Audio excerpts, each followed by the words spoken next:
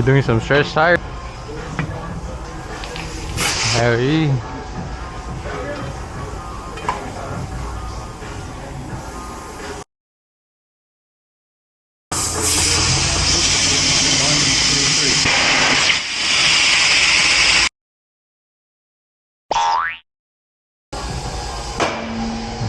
Nice. You read that? Boom.